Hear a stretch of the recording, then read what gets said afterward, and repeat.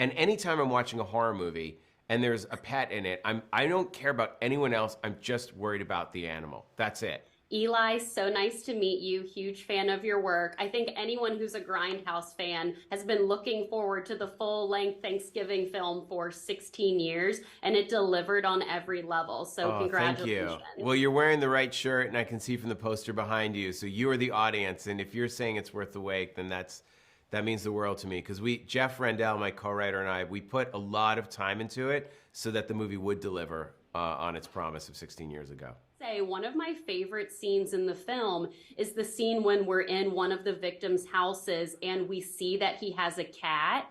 And I'm always so petrified in horror films, as an animal lover. Oh, please don't let anything happen to the cat. Please don't let anything happen to the dog. But for you as the director to make the killer go that route in that scene. Well, I don't want to give away too much, but I will just say this. In the scene with the cat, look, I'm an animal lover, and I made a documentary about all sharks that are getting killed, so I feel like no one speaks up for sharks. They're incredible creatures that protect our oceans. And anytime I'm watching a horror movie and there's a pet in it, I don't care about anyone else. I'm just worried about the animal. That's it. And then when someone who has a pet in a movie gets killed, I can't enjoy the rest of the movie unless I know that someone is feeding the dog or the cat or the pet or the bird. I'm just like, but what's going to happen to their pet? Even though I know it's fake and I know it's a story, I just can't enjoy the movie. So show that the killer does have a moral code, that this is a killer that's only killing people that are directly responsible for what happened. I love that. And I was hoping you were going to say that answer. I know you're an animal lover, and I actually just watched Finn this morning Oh, for the very wow. first time. And I thought it was really incredible. The scene with the mother shark like just got me. It was a hard watch for me since I'm an animal lover. Yeah. I have so many questions for you, but when were you in Hong Kong filming Finn, by the way? In 2018, when I was editing House of the Clock and Its Walls, I would leave on weekends and I'd be like, I'll be right back. They were like, where are you going? And I would go to Liberia. I was going to places that were, very dangerous that they would have said, what are you doing? We're making a movie. Like it was, the Ministry of Defense flew us in to film that, and Hong Kong I'd be like, I'll be right back. And like, where were you? I was like, I was in Hong Kong talking to shark traders and going on these boats. But I also knew that if I didn't go to those places, the documentary wouldn't have any validity. It couldn't just be me narrating over footage. I had to physically go there and ask the questions and answer it and see for myself. And what I saw was terrifying. If anything, it just raised awareness. Like, why are we killing sharks? No sharks out of the water. It's a complete industry of death. So I appreciate you watching it.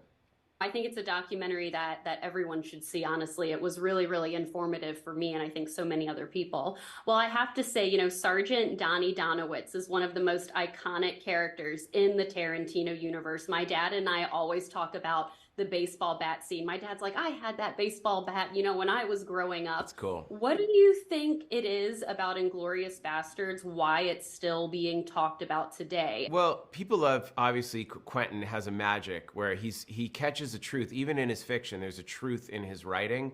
And in the fantasy world that he creates, there's a truth to it. And we all had that fantasy of going back in time and killing Hitler. And we're now I'm seeing that the Israeli soldiers are all growing mustaches because of the Inglorious Bastards and inspiring people today. But it's a very heroic character. And also there hadn't been sort of this ideal masculine Jewish character in movies. I mean, I love Woody Allen, I love Adam Sandler and Ben Stiller and Seinfeld, but there were no sort of Jewish tough guys. There were mobsters, but they didn't have a character that was that masculine and tough and strong that you kind of said, I want to be like that.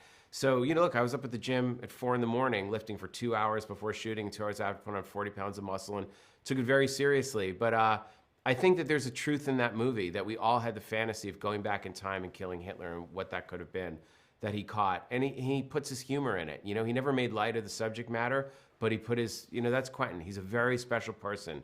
And it takes someone at his true understanding of humanity and understanding of movies to make it a cinematic classic. I fully agree. Well, Eli, they are wrapping me. I'm so excited for fans to finally see Thanksgiving when it's in theaters next week. And again, congratulations to you. I wish I lived in LA so I could see the True Romance and Thanksgiving double feature at the Vista Theater, but sometime I will.